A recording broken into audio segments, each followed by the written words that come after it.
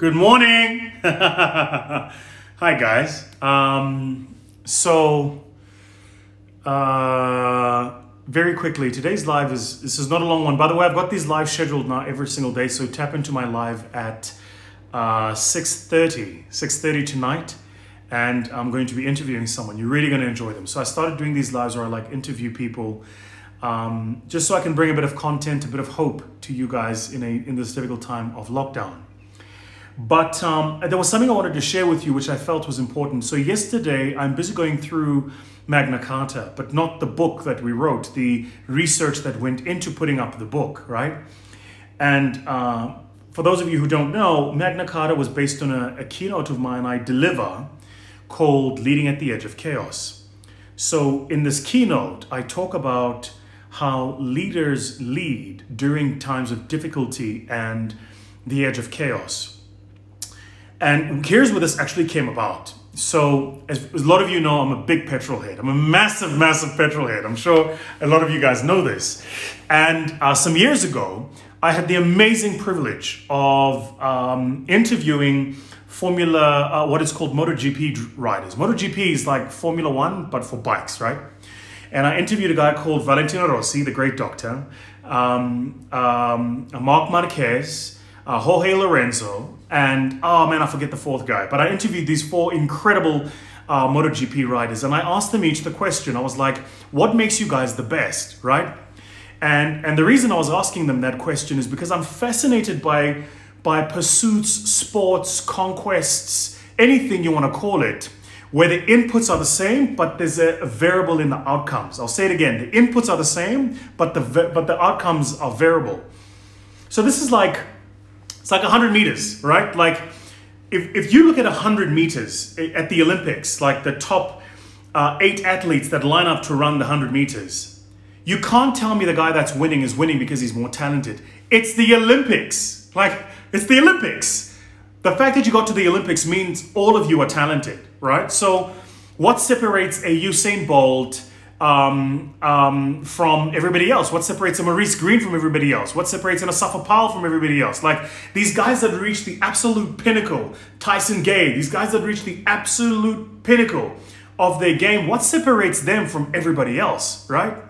Ben Johnson, who, for those of you who don't know, Ben Johnson very, very unfortunately was caught to be doping, but Ben Johnson ran 9.79 in the I think it was the 1980s and the 1990s. Like, it was blisteringly quick by its time. Like 9.79 was just insane by its time. You know, but so what separates those guys? And somebody will go, you know, it could be their training techniques, or it could be their coach. I can tell you for free, it's definitely not talent. It definitely isn't talent. So I look at the same. I look at MotoGP riders, Jorge Lorenzo, Marc Marquez, Valentino Rossi, the great doctor. Like if you study even our own, he doesn't rate MotoGP yet, but I think he's on MotoGP 2, Brett Binder, right? If you look at these guys, you go, what makes you the best at this thing? I have a theory, and this is the kind of theory we look to prove in my keynote, Leading at the Edge of Chaos. The best riders are not fast in the straights. I'll say that again. The best riders are not only fast in the straights. You see, when the track is straight, anybody can go fast. It's easy. It's straight. The best riders are phenomenal at the corners. That's what separates them from everybody else. And I'll tell you where this came from. So in my, we were doing these telephonic interviews. It was myself and Christian Forster who I partnered with on the research. And on the line, I think it was with Valentino Rossi. And I was like, they called him the doctor, number 46. And he said something. He said it in his Italian accent. He says, when he gets to the corner, so first he has to clip the corner at the apex. So he goes to the outside of the corner so he can clip it at the apex, right? But one of the things he said, which I found fascinating, he said, so he will lift himself off the bike, then he will tilt the bike, land on one knee, right? And have 80% of his body weight on the floor, leaving only 20% of his body weight on the bike. And with his weight on the floor and a bike at an angle, he'll still accelerate And I was going, what? That's insane. The first thing I'm doing, and guys, I race cars. The first thing I'm doing when I get to the corner is I'm slowing down. And I'm waiting before I can put my foot on the accelerator just for me to feel that there's an edge on the straight. He says, no, we're accelerating while our body weight is on the floor. So I said, why the hell would you do that? And listen to this because you're going to love it. He says, we do that because if you accelerate, it's like the law of physics. If you have the bike at an angle and you accelerate with your weight on the floor, what happens is the bike generates G-force in the opposite direction, that it forces you to pull back up. Literally, you're not pulling yourself up. The bike pulls back up as you exit and as you hit the straight. So he says, what makes us fast is whereas the other riders wait for the corner to straighten out before they accelerate, we're accelerating whilst we're mid-corner. And actually, it's the acceleration that causes us to straighten out. I was like, that is insane. That is insane. Right? So think about this. We've gone through 20 years, 10 years minimum. But in South Africa, you could coast for the past 20 years running your business. We've had a 10-year bull market at a global level. Global markets, 10 years bull market. S&P 500 reached record levels run around middle towards the third quarter last year. If you had money in the market invested, you were pumping money. For the entrepreneurs, you've been printing money for the longest time. South Africa has been a shitstorm for the past 2 years, I think, because our policymakers don't know what they're doing. But at a global level, South Africans have been printing. If you were running a business, you were doing well. All of a sudden, coronavirus hits the corner. And because for the past 10 years, you've been doing well, you've been accelerating on the straights. Your whole formula is how do I accelerate in the straights? Your formula is not how do I take corners quickly. Now all of a sudden, you're hitting a corner and you don't know what to do. So for a lot of you watching this conversation, thinking to yourself, actually, that's exactly why you don't know what to do. We found that a part of what makes the greatest is their ability to accelerate through the corners. It's the ability to take a corner really, really quickly, right? And there are three things I want to share with you very quickly about why they can take corners quickly, then I'm done. The first is belief, right?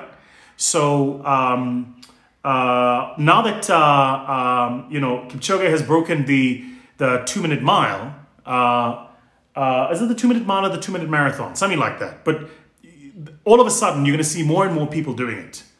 When man first ran under the 100 meters in under 10 seconds, what happened? Athletes started running under 10 seconds. The point about it is, and I think it was Jesse Owens actually who ran the 100 meters under 10 seconds first. But I'm not sure. But the point about it is this. Belief is often more important than capability. Belief is often more important than capability. The guys that do like crazy things are not more capable than their peers. That was my comment earlier about talent. They just believe in it and they believe in themselves, right? It's like 5 years ago, everybody thought Elon Musk was crazy to try and go up into space. 10 years ago, they definitely thought he was crazy to buy an electric car. Do you know what I mean? It's just like, and consistently when people think he's crazy, he keeps doing it. And then what happens is you start finding people start competing with him. Roger Bannister, same, right? It's like people break the form. I think it was Roger Bannister who broke the 4-minute mile. But when people break a barrier, other people believe it. And then all of a sudden, other people start doing it too. Kipchoge, I'm wrong. Kipchoge did the 2-hour marathon. Roger Bannister did the 4-minute mile. My point is simple. The first thing we found about what makes these incredible performers during a time like this, when they get to the corner, right, is belief. So what I want to ask you right now is, what do you believe? What does your team believe? What are the internal conversations that you guys are having with yourselves as a team about how this period is going to write itself out? And for you as a leader, what do you believe? Because there's no point trying to get your people to believe something unless you believe something. All right? And I think that's often a place where a lot of us who lead people lose it. A lot of us who lead people lose it because you are telling people stuff that you yourself don't believe. So what do you believe? The second is efficiency and efficacy, not resources. So a lot of us tend to think, oh, I need all of these, I need all of this money. You just need to be efficient. You need to be efficient. And give an example. There's a company right now. I promise you now this is true. I promise you now this is true. And don't be mad at me if you work at that company.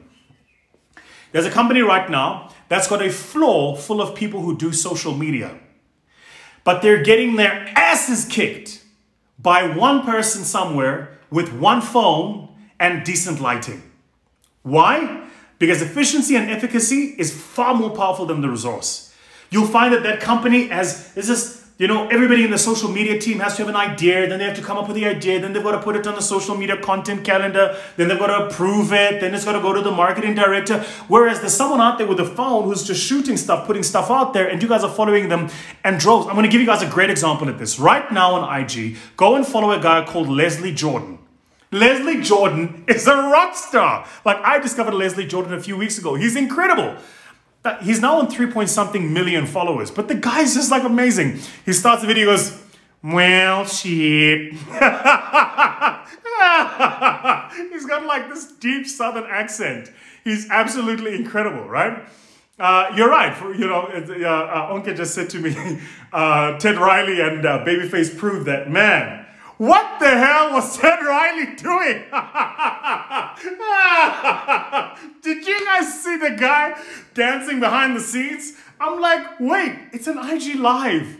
Why do you need a band and a keyboard and a supporting act and dances and lighting? Like, what are you doing? It's a live. It's not a Global Citizen. You know, even Global Citizen isn't doing that for their live productions. So the point I'm making is this.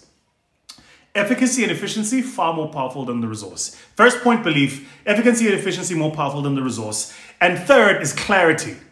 At a time like this, make sure that you are 110% clear about exactly what you do, why you do it, and where you add value.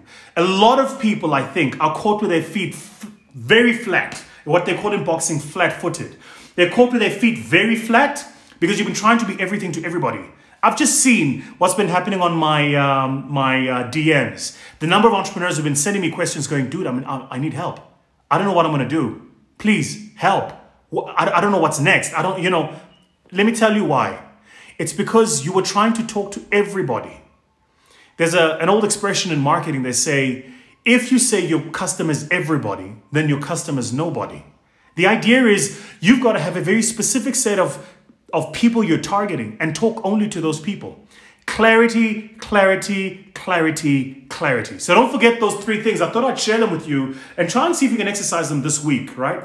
Those three things, I thought I'd share them with you about what we found about people, teams, organizations that lead through times of chaos, what we call leading at the edge of chaos, right? Number one, belief. Number two, efficiency and efficacy, more powerful than the resource. And number three, clarity, clarity, clarity. Right. It's Monday. Let me get back. I've just finished a team meeting with my own team. I was sharing exactly these thoughts with them, actually. So now I'm going to get back to being the boss and doing the stuff that needs to get done. All right. Cheers, everybody. Have an amazing week. Ciao.